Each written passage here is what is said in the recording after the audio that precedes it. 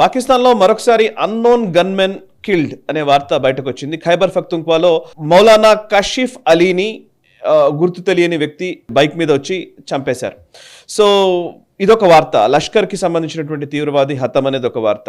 And దీన్ని obviously ఇది RNAW research analysis wing రా చేసి ఉంటుంది అనే ఒక నేరేటివ్ని పుష్ చేసే ప్రయత్నం ఖచ్చితంగా వాళ్ళు చేస్తూనే ఉన్నారు. ఒకసారి దీని గురించి చెప్పండి. అండ్ తర్వాత మనం బలూచిస్తాన్ గురించి కూడా మాట్లాడాలి. చాలా ఇంట్రెస్టింగ్ డెవలప్మెంట్స్ ఉన్నాయి. ఫస్ట్ ఈ అన్నోన్ గన్మెన్ స్టోరీ గురించి చెప్పండి. లష్కర్కి సంబంధించిన పొలిటికల్ వింగ్ ఒకటి ఉంది, వాళ్ళ టెర్రరిస్ట్ వింగ్ వేరే, వాళ్ళ చారిటీ వింగ్ వేరే, ఇలా 3-4 అదే ఇప్పుడు మన దగ్గర PFI SDPI ఉన్నట్టు. కరెక్ట్. అలాగా ఇది లష్కర్కి సంబంధించిన పొలిటికల్ వింగ్ అధినేత అయిన మౌలానా కషీఫ్ అలీ. ఇతను మన మౌలానా హఫీజ్ సయీద్కి బంధువు. సో అది చాలా క్రూషియల్. అది అటువంటి వ్యక్తిని యాజ్ యూజువల్ అజ్ఞాత బంధుకుదారులు చంపేయడం అన్నది ఇది చాలా కాలంగా మనకు సద్దుమడిగింది. ఎందుకంటే ఎస్పెషలీ నిజ్జర్ని చంపినప్పుడు కానీ, లేదా మనకు పన్నూన్ మీద అటాక్ విషయాలు కానీ, కెనడా అమెరికా మన మీద విరుచుకుపడిన తర్వాత ఈ అజ్ఞాత బందూకుదారులు సడన్గా మాయమైపోయారు. పాకిస్తాన్లో కూడా ఏం జరగలేదు. ఇప్పుడు డొనాల్డ్ ట్రంప్ వచ్చిన తర్వాత మళ్ళీ వీళ్ళు యాక్టివ్గా తయారయ్యారు. సో అతను మౌలానా కషీఫ్ అలీని చంపడం అనేది చాలా క్రూషియల్గా టార్గెట్ చేసి అతన్ని లేపేశారు. ఇదిలా ఉండగా క్రమేపీ అక్కడ ఉన్నటువంటి పరిస్థితి అంతా కూడాను రోజుకి రోజు ప్రతిరోజు క్షీణిస్తుంది. ఇన్ఫ్యాక్ట్ జనవరి నుంచి ఇప్పటి వరకు రమారమి 50 పైబడి సైనికులు హతమార్చారు వీళ్ళు బలూచి లిబరేషన్ ఆర్మీ. అలాగే ఖైబర్ పఖ్తూన్ఖ్వాలో కూడా అదే పరిస్థితి.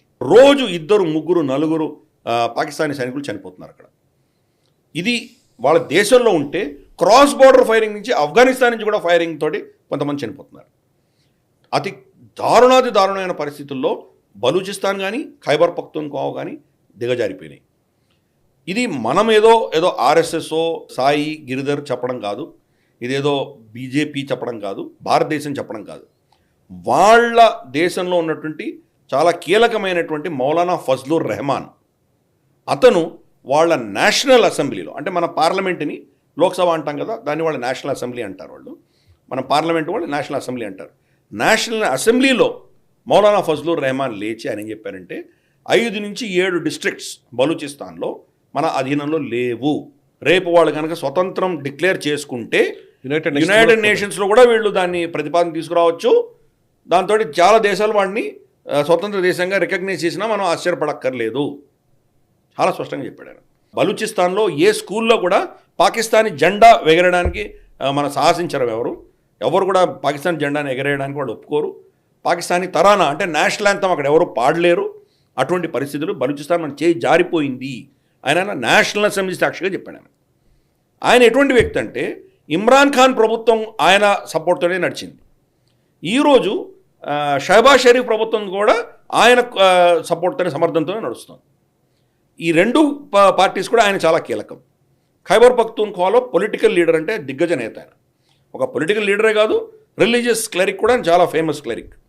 సరే, చాలా కాలంగా ఆయన కశ్మీర్ కాన్ఫరెన్స్లో కశ్మీర్కి సంబంధించి ఆ కమిటీ ఏదైతే ఉందో దాంట్లో ఉన్నాడు. ఆయన మనకు వ్యతిరేకమైనటువంటి వ్యక్తే. కానీ అటువంటి వ్యక్తి ఓపెన్గా అడ్మిట్ చేశాడంటే పాకిస్తాన్ ఏ పరిస్థితిలో ఉందో మనం ఊహించుకోవచ్చు. ఇది అక్కడ ఉన్నటువంటి పరిస్థితి. చాలా అతి దారుణమైన పరిస్థితుల్లో ఈరోజు బలూచిస్తాన్ కంప్లీట్గా నాశనమైంది. దీంట్లో చాలా కీలకమైన విషయం ఏంటంటే, సరే ఏదో సైన్యాన్ని చంపారంటే సైన్యం కొట్టుకుంటున్నారు, అది ఒక విషయం. పాకిస్తానీ పంజాబ్ నుంచి వీళ్ళు బలూచిస్తాన్లో కన్స్ట్రక్షన్ లేబర్ కావచ్చు, కూలీ నాలి చేసుకోవడానికి కావచ్చు, పాకిస్తానీ పంజాబీలు వెళ్ళి అక్కడ వాళ్ళు ఉద్యోగాలు చేస్తున్నారు. లోకల్ బలూచీలకి అవకాశం లేకుండా వీళ్ళు కబ్జా చేసుకున్నారు వాళ్ళ ఉద్యోగాలన్నీ. ఇప్పుడు బలూచి లిబరేషన్ ఆర్మీ కావచ్చు, బలూచి మిగతా ఇతరత్ర ఏవైతే లిబరేషన్ ఫ్రంట్స్ ఉన్నాయో వాళ్ళందరూ ఏం చేస్తున్నారంటే ఈ బలూచిస్తాన్ నుంచి పంజాబ్కు వెళుతున్న బస్సులని ఆపి దాంట్లో ఉన్న లేబర్ వాళ్ళ ఐడి కార్డ్స్ చెక్ చేసి పంజాబీలను చంపుతున్నారు వాళ్ళు. అది దారుణమైన పరిస్థితి ఈరోజు అక్కడ ఉన్నది. పంజాబీలు బలూచిస్తాన్లో వెళ్ళడానికి వణుకుతున్నారు. పాకిస్తానీ సైన్యం వెళ్ళడానికి వణుకుతుంది. అక్కడ లిటరల్గా వాళ్ళ చేయి జారిపోయిందనే మనం అనుకోవాలి. అటువంటి పరిస్థితి ఈరోజు అక్కడ ఉన్నది. సరే, వాళ్ళ చీఫ్ మినిస్టర్ ఆయన బలూచి అతనే. ఇతను సరే ఇస్లామాబాద్కు ఒత్తాసు పలుకుతున్నటువంటి చీఫ్ మినిస్టర్ కాబట్టి అతను ఏదో అన్నాడు, సరే వీళ్ళు 2-3 గంటల కంటే ఎక్కువ వీళ్ళు నిలబడలేరు, మేము వస్తాం, మళ్ళీ టేక్ ఓవర్ చేస్తాం అంటాడు. అంటే టాసిడ్గా ఒప్పుకుంటున్నావు 2-3 గంటలు నీ చేతి జారిపోతోంది, ప్రతి దగ్గర వాళ్ళు అటాక్ చేసినప్పుడు 2-3 గంటలు నీ చేతిలో ఉండదు అని నువ్వే ఒప్పుకుంటున్నావు కదా. కరెక్ట్. సో అది అక్కడ పరిస్థితి, చాలా దారుణమైన పరిస్థితి ఆ రోజు బలూచిస్తాన్లో ఉన్నది. Anyway good luck to Pakistan. కానీ నిజంగానే ఇప్పుడు మీరు ఇందాక అన్న దాంట్లో ఒకవేళ బలూచిస్తాన్లోని కొన్ని ప్రాంతాలు కనుక లిబరేషన్ ప్రకటించుకున్నా, దాన్ని యునైటెడ్ నేషన్స్ అంగీకరించిన, ఈ వాతావరణం ఇప్పుడు ట్రంప్ అడ్మినిస్ట్రేషన్ ఉన్న టైంలో ఇలాంటి పరిణామాలు జరిగితే మాత్రం ఈజీగా జరిగిపోవడానికి ఆస్కారం ఎక్కువ ఉంది కదా. జరగచ్చు, కానీ యునైటెడ్ నేషన్స్ యాక్సెప్ట్ చేయాలంటే చాలా కష్టం అది. ఎందుకంటే ఫస్ట్ యూఎన్ సెక్యూరిటీ కౌన్సిల్లో వీటో అయిపోతుంది, చైనా వీటో చేసేస్తుంది, కాబట్టి అది జరిగేటువంటి విషయం కాదు అది. కానీ కొన్ని దేశాలు రికగ్నైజ్ చేయొచ్చు. ఫర్ ఇన్స్టెన్స్ పాలెస్టైన్ అనే దేశాన్ని భారతదేశం రికగ్నైజ్ చేసింది, యునైటెడ్ నేషన్స్తో రికగ్నైజ్ అవ్వలేదు. అదే ఎవరైనా ఇండివిజువల్గా, కాబట్టి అటువంటి దేశాలు కొన్ని రికగ్నైజ్ చేసినా మనం ఆశ్చర్యపడక్కర్లేదు. ఫర్ ఇన్స్టెన్స్ ఇరాన్ రికగ్నైజ్ చేసింది అనుకుందాం, రైట్, లేదా ఆఫ్ఘనిస్తాన్ రికగ్నైజ్ చేసింది అనుకుందాం.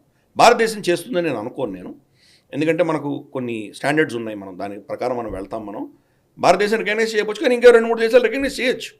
అటువంటి పరిస్థితుల్లో పాకిస్తాన్ ఏమవుతుంది?